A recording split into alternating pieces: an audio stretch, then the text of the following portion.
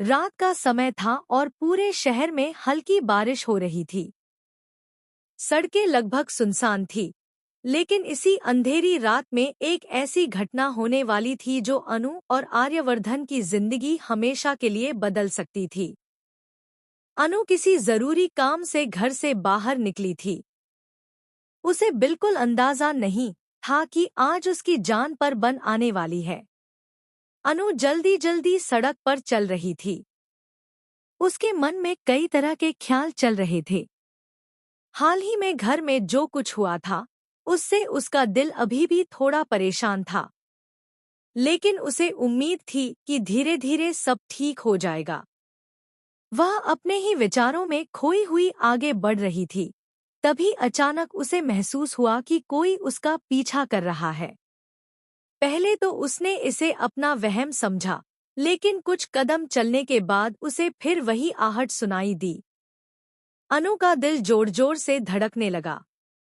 उसने धीरे से पीछे मुड़कर देखा, लेकिन अंधेरे में कुछ साफ दिखाई नहीं दिया। सड़क पर सिर्फ हल्की हल्की स्ट्रीट लाइट जल रही थी और चारों तरफ सन्नाटा था। उसी समय अचानक एक गुंडा उसके सामने आकर खड़ा हो जाता है। उसके चेहरे पर खतरनाक मुस्कान थी। अनु एक पल के लिए घबरा जाती है और पीछे हटने लगती है। वह उससे दूर जाने की कोशिश करती है, लेकिन वह आदमी उसका रास्ता रोक लेता है। वह गुंडा अनु को डराने की कोशिश करता है और कहता है कि आज वह कहीं नहीं जा सकती। उसकी आवाज में एक अजीब सा खौफ था। अनु पूरी तरह डर चुकी थी, लेकिन उसने हिम्मत नहीं हारी। वह उससे बार बार कहती है कि उसे जाने दे, लेकिन वह आदमी उसकी एक भी बात सुनने के लिए तैयार नहीं था।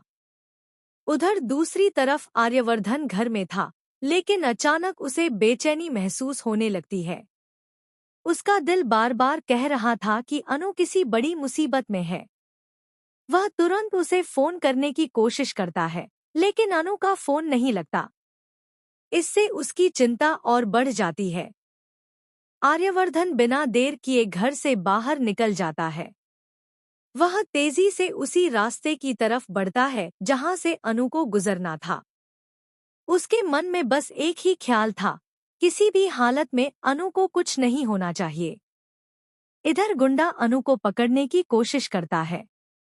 अनु खुद को छुड़ाने की पूरी कोशिश करती है और जोर जोर से मदद के लिए चिल्लाने लगती है।